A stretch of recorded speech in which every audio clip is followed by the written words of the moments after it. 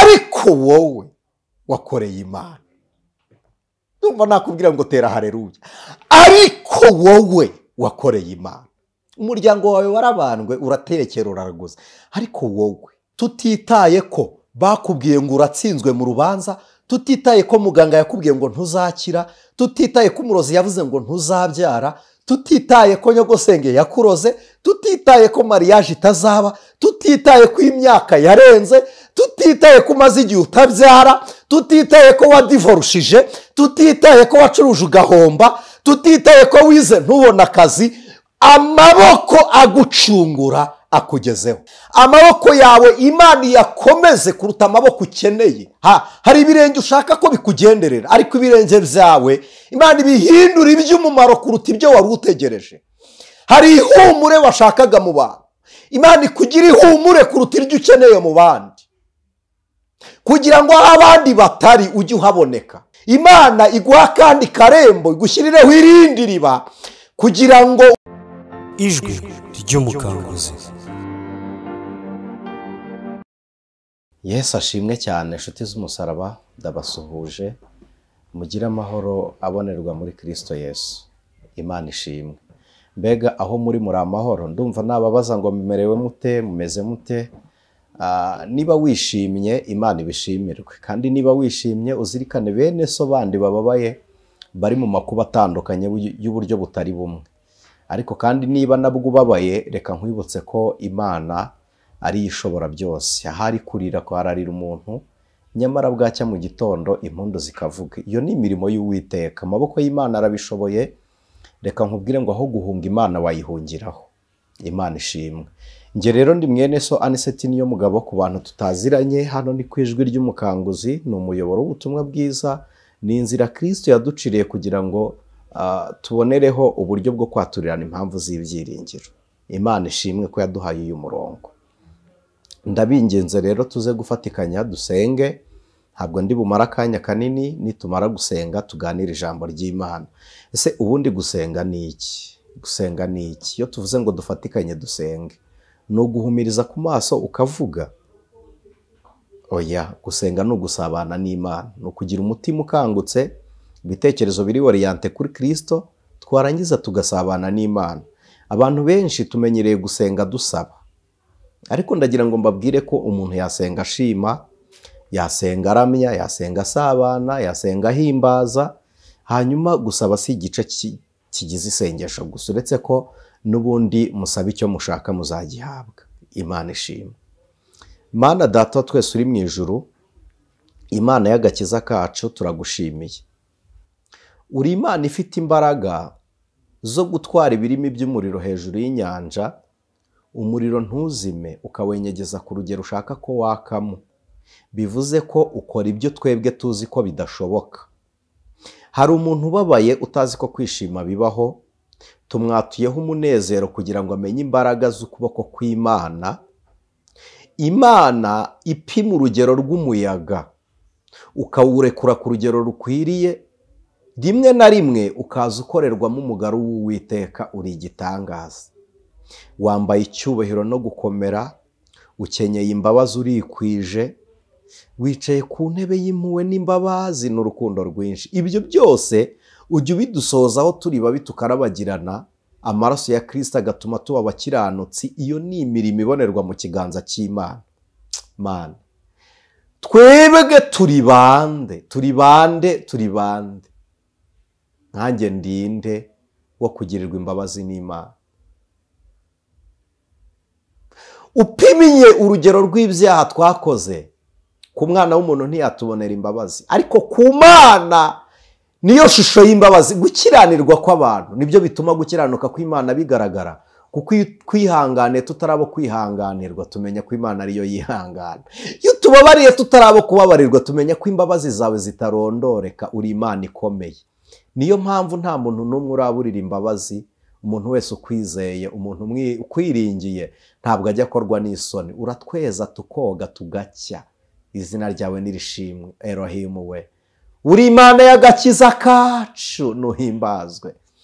Waduhamagariye kuba baraganwa na Kristo, tugenera icyicaro mu rurembo rw'abizera. None uyu mwanya turabatsinze, turabigushimiye. kuko agakiza k'Imana katwegereye kuruta igihe twizereye. Turagushimiye kubw'ubuntu bwawe none n'iteka ryose Yesu Kristo, amen. Imana ibaha umugisha, Imana ibaha umugisha nshuti z'umusaraba. Reka dufatikanye gusoma ijambo ry'Imana mu gitabo cy'umuhanuzi Yeremiya, igitabo cy'umuhanuzi Yeremiya igice cya 40. Turahera ku murongo waho wa mbere, ntacyo bitwaye. Umutwe w'ijambo haravuze ngo Yeremiya atura i Rama, atura i Misipa, murakoze kunyihanganira. Ijambo ryaje kuri Yeremiya rivuye ku Uwiteka. Nebudarazani umutware w'abarinzi amaze kumurekura ngo ave i Rama. Ego. Ubwo yari amujyanye aboheshejwe iminyururu, amuvanye mu zindi mbohe zose z'i Yerusalemu n'i Buyuda zagiye ari iminyago i Babuloni. 2. Umutware w'abarinzi ajyana Yeremiya aramubwira ati Uwiteka Imana yawe niyo yategekeye aha hantu ibi byago, kandi Uwiteka yarabisohoje agenza uko yabivuze, kuko mwacumuye ku Uwiteka kandi ntimwumvire ijwi rye, nicyo gitumye ibyo bibageraho. Noneho rero uyu munsi ndakubohora ngukureho iminyururu iri ku maboko yawe. Nushaka ko tujyana i Babuloni uze tugende, nzakugirira neza. Ariko nudashaka ko tujyanayo, urorere. Dore igihugu cyose kiri imbere yawe, aho ubona hakubonereye aba ariho ujya. Nuko Nebuzaradini ataragenda agitindiganyije aramubwira ati noneho rero subirayo usange Gedaliya mwene Ahakimu mwene Shefani, uwo umwami w'i Babuloni yagize umutegeka w'imidugudu y'i Buyuda, ubane nawe no muri rubanda, cyangwa ujye aho ubona hagutunganiye hose. Nuko umutware w'abarinzi amuha impamba n'impano, aramurekura aragenda.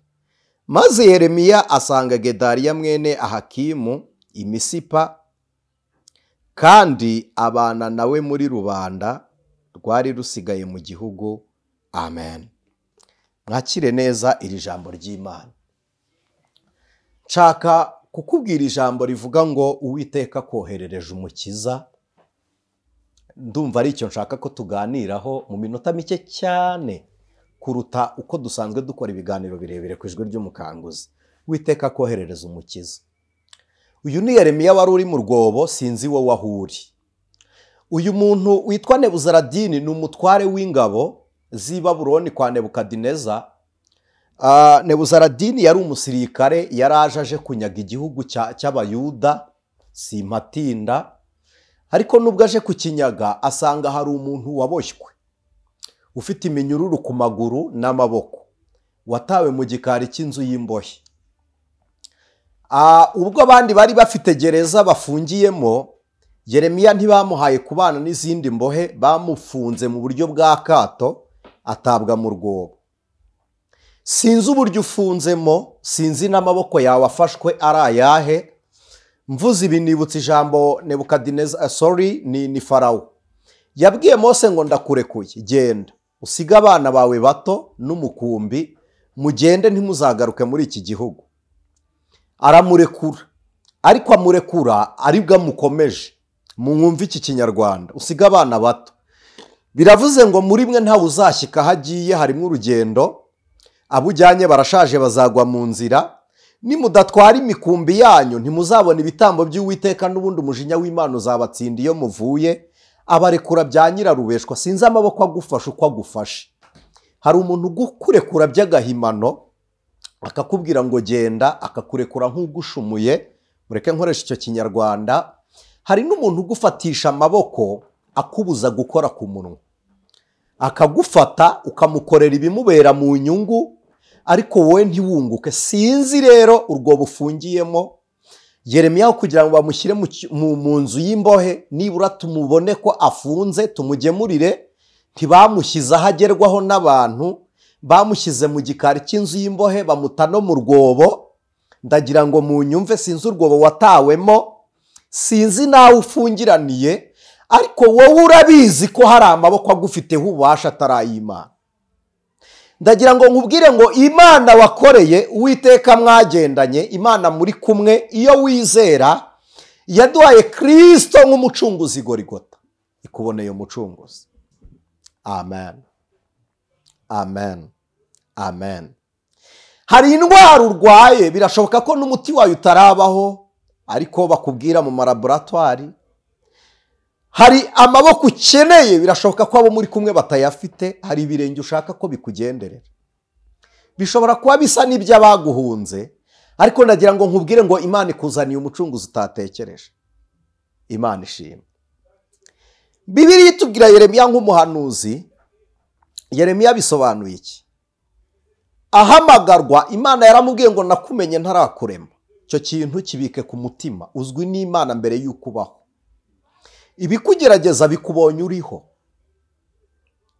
abakurwanya bakubonye uhari, intambara ziguteye uhari, ariko Imana yo yakumenye itarakurema, utaraba urusoro. Niyo kondisiyo yabwiye Yeremiya. Iravuga ngo ngushyiriraho ubereho icyo Imana yakuremeye kuruta icyo abantu bagushakaho. Uba igisubizo cy'imitekerereze y'Imana mu iremwa ryawe, mu izina rya Yesu Kristo. Amaboko yawe Imana yakomeze kuruta amaboko ukeneye. Hari ibirenge ushaka ko bikugenderera, ariko ibirenge byawe Imana ibihindura iby'umumaro kuruta ibyo wari utegereje. Hari ihumure washakaga mu bantu, Imana ikugira ihumure kuruta iryo ukeneye mu bandi, kugira ngo aho abandi batari ujye uhaboneka, kugira ngo aho ibiganza by'abandi bitakoze we wibere ihumure. Niko Imana yabwiye Aburahamu, yaramubwiye ngo nzaguhindura umugisha. Mu yandi magambo nawe wibere ibyishimo, ube umunezero wawe, ube proud w'uwo uriwe. Imana ishimwe, Imana ishimwe. Imana ikubera igisubizo abo witezeho ibisubizo badahari, n'abashaka kugukandamiza nabo ubwabo batagifiteho imbaraga. Ibiganza bikwakiriye bigukureho ingoyi n'iminyururu mu izina rya Yesu Kristo. Yeremiya ahamagawe n'Imana, iramubwira ngo nakumenye ntarakurema, utaraba urusoro, ngushyiriraho kuba umuhanuzi uhanurira amahanga. Yeremiya muramuzi.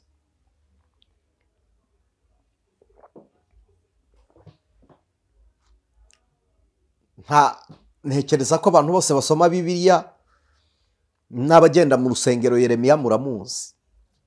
Mbivugiye iki? Yeremiya birasobanuye ngo nuretswe n'Imana.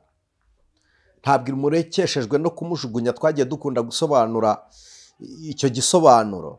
Utawe gato, ntabwo ari utawe ku buryo ajugunywe, ni igihe ufata zahabu ukayibika mu mase.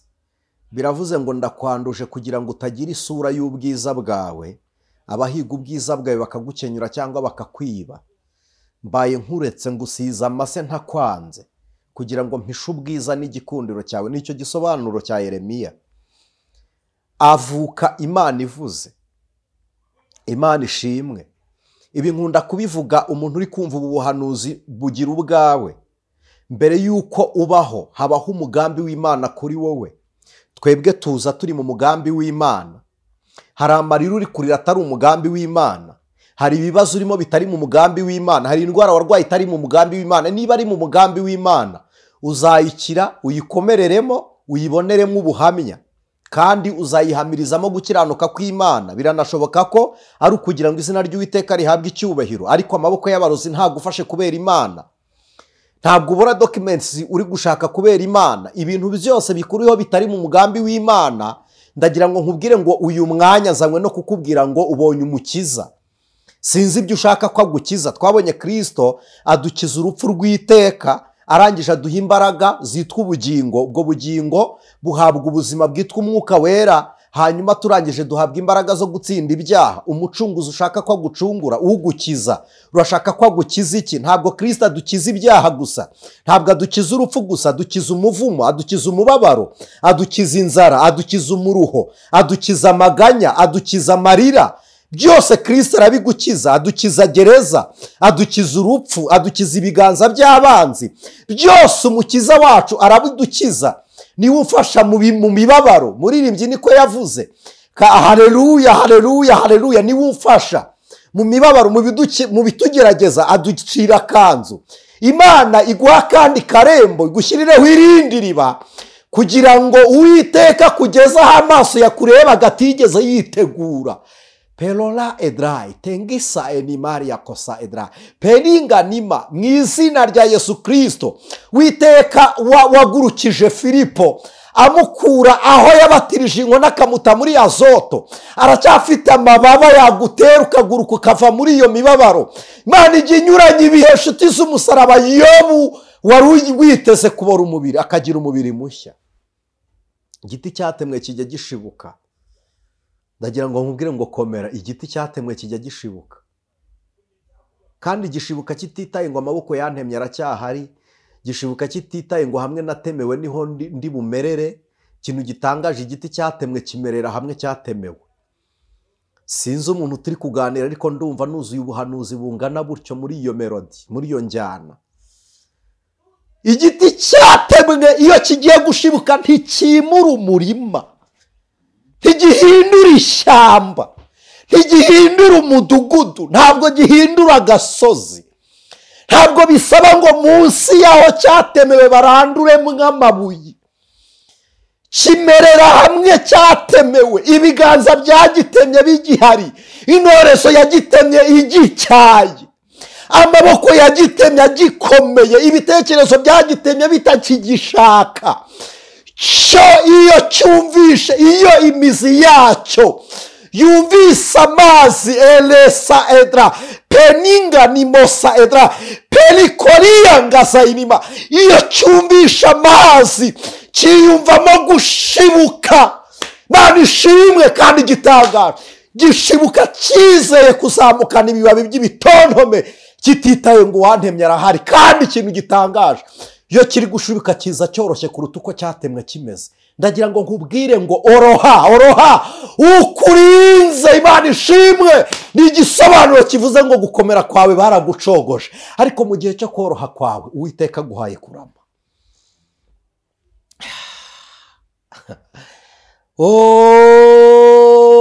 Imvugo yiwe ni ihame, tegerezo umunsi n'isaha.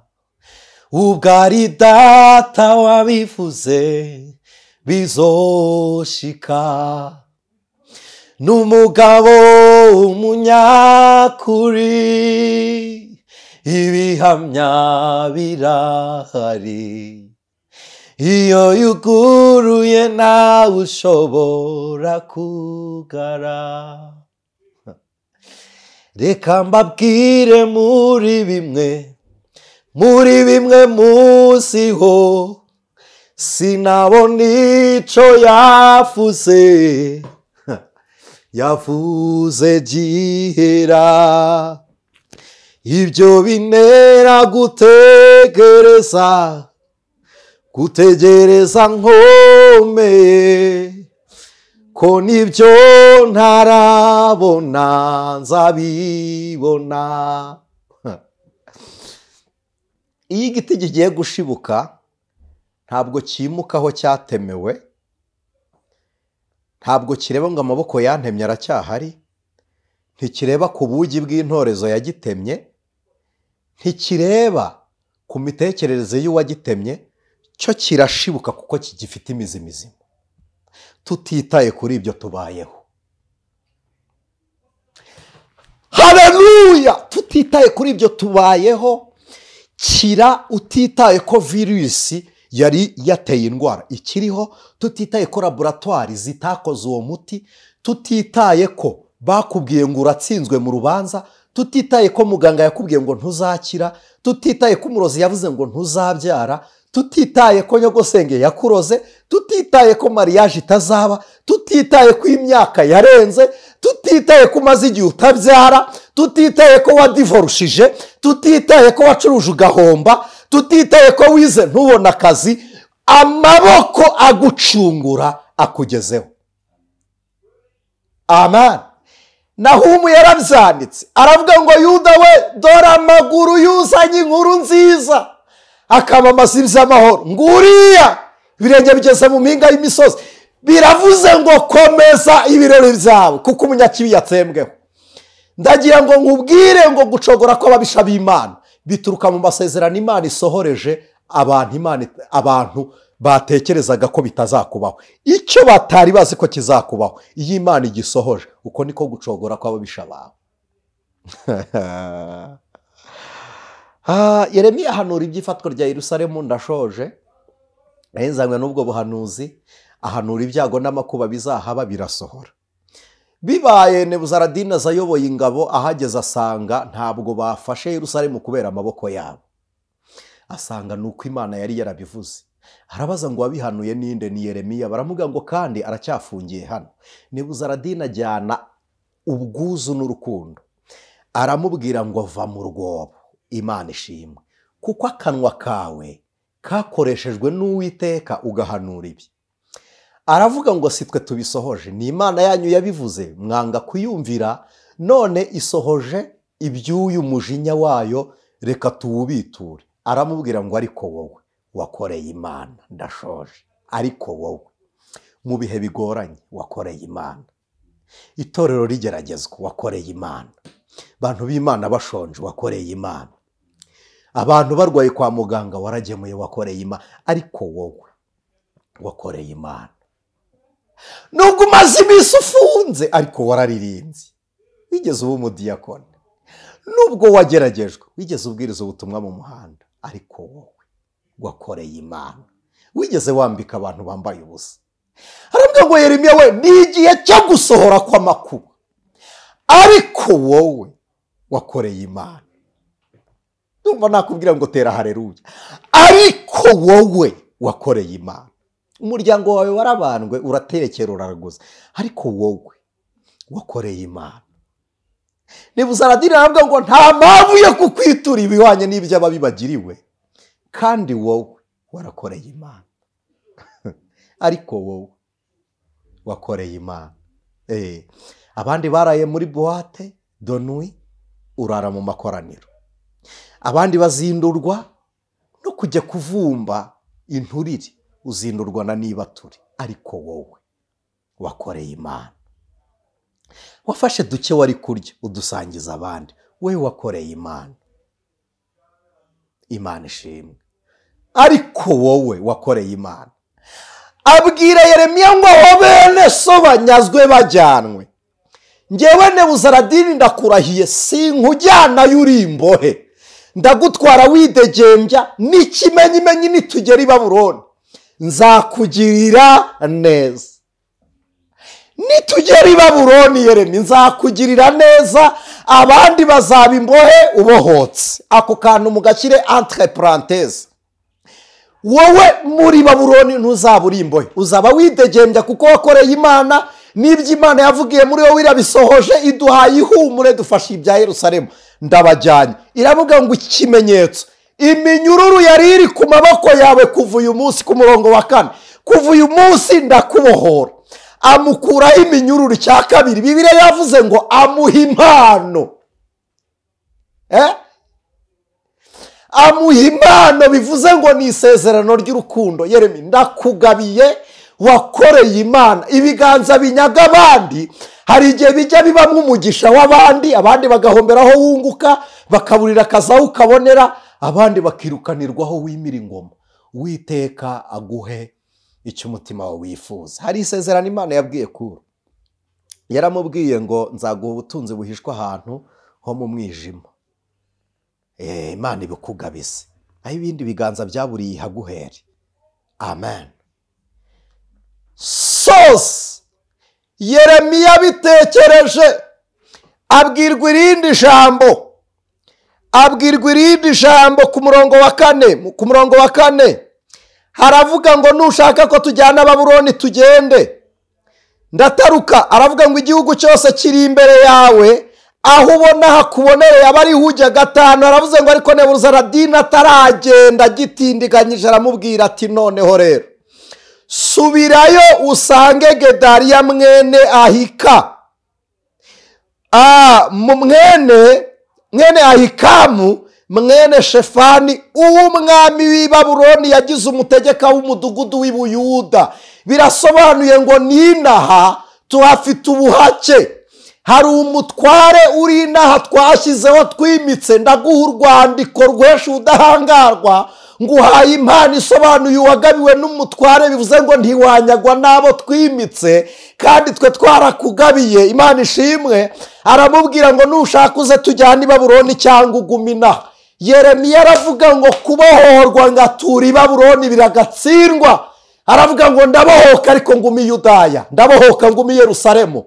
Yeremiya arabohoka ngumi Yerusalemu. Nihuta ngasoza, aca hirya y'igikari bataranyaga isanduku y'Uwiteka, arayitwara, afata isanduku y'isezerano ry'Imana. Aravuga ngo Imana ntikanyagwe Yeremiya navuye mu rwobo. Ndashoje. Tugeze igihe isi yarakariye ibiganza by'Imana mu nyandiko zera ariyo Bibiliya. Imana ntikanyagwe uhari. Ndagira ngo aho uri tugira umushinga wo kwigisha abantu Bibiliya mu byiciro bitatu, tukazibaha. Nitwe turobanura abo bantu dukurikije agakiza kabo, itangiriro ryo gukira. Iyo bakiriye agakiza bavuye mu madini atari aya Gikristo, turabigisha tukabaha Bibiliya nk'impano. Tubigisha Bibiliya nk'ibitabo bitanu bya Mose, Tora, Taurate cyangwa Pentateuch. Tukabigisha umuzingo w'ubuhanuzi, tugataruka ibitabo bimwe, tukabigisha n'isezerano rishya. Muri Samari tukabaha Bibiliya. Yeremiya aravuze ngo Imana ntikanyagwe duhari. Ni igihe Bibiliya zigiye kubura ku isoko, ariko zigihari ku biciro bito. Abantu musanzwe mukunda kubana natwe ku ijwi ry'umukanguzi, musanzwe muzi abantu duha Bibiliya. Dushimiye bene data bagiye badutera inkunga bose, tugashyitsa Bibiliya ku bantu. Turashaka Bibiliya 5 nini, arizo izi mubonye nterura, tugashaka n'intoya ari yizi. Intoya jiste Bibiliya tuzatanga ni 200, ni Bibiliya 200. 195 ni Bibiliya ntoya zifunitse zimeze neza. Ibitabo by'indirimbo n'abantu bajya babyongeraho bakadutera inkunga nyuma yuko tubona Bibiliya, ariko byo ntitujya duprefera kubitanga nk'impano, nubwo nabyo tujya tubitanga. Inkunga yanyu irakenewe. Hisha isanduka y'isezerano ry'Imana. Hari abantu batarasoma Bibiliya, twebwe twitanze kuyibigisha, namwe nimwitange mudufashe kuzibagurira. Iyo bamaze kuzigura, tugenda tubakurikirana, tubaha ama examen mu gitabo runaka bari gusoma. Ntabwo dupfa guha umuntu Bibiliya, duha umuntu Bibiliya ufite ishyaka riyisoma. Hari n'ibibazo agenda tubaza, natwe tukagira ibyo tumubaza muri Bibiliya yayisoma. Turi gusiganwa. Uyu mwanya mwumvishira ijambo ndivuga, mudutera inkunga yo kugurira abantu Bibiliya. Uyu mwanya ukimara kubyumva, wajya kumva n'irindi jambo rivuze ngo ntizikemewe, ariko zitakemewe zamaze kubageraho, barwanya Bibiliya bayisoma. Kandi ndagira ngo mbabwire ko ububyutse bwo gusoma Bibiliya bugiye kuza. Izi ziri soft muri Bibiliya, muri telefone, ni umwanya muto bagahita bazikuraho, bakazaupdatinga mu bundi buryo bakaduha izindi. Ni umwanya muto. Bibiliya zizasomwa nizicibwa, kuko abantu muzagira inyota yo gusoma Bibiliya. Igitangaje muzagira inyota y'iriba mudafite. Uyu mwanya rero reka dutunganye iri riba, turishyitse mu biganza by'abantu. Niyo mpamvu tubasabye inkunga ya Bibiliya. Bibiliya imwe ni 15,000 by'amanyarwanda. 15,000 by'amanyarwanda ni amadolari 15. Ni ikintu cyoroshye gufata iyo nkunga ukavuga ngo mbahaye inkunga ya Bibiliya igere ku bantu. Ni ibintu byoroshye. ni ibintu byoroshye, ni inkunga itagoranye itakuvunnye, ariko kandi tukaba dutanze ikintu gihoraho. Noneho wa muntu niyo atayisoma Bibiliya zizabura ariko zihari zifitwe. Ngumva icyo muri gukora ni ukubika imbuto mu gihe cy'amapfa, nubiba ni wowe uzasarura abandi bashonje. Soza rero, Yeremiya arokowe nuko we yakoreye Imana, akurwa mu rwobo. Aravuga ngo sinzihisha i Babuloni Buyuda hari umwanya.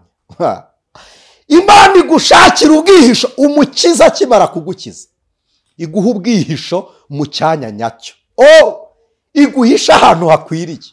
Inzu ikwiriye aba ari Imana iguha, urugo ruzima aba ari rwo Imana iguha, igihugu kizima, umugabane muzima, akagari kazima, umudugudu muzima, mu nzu nzima, akazi kazima, shuri rizima, Imana iguha hakwiriye.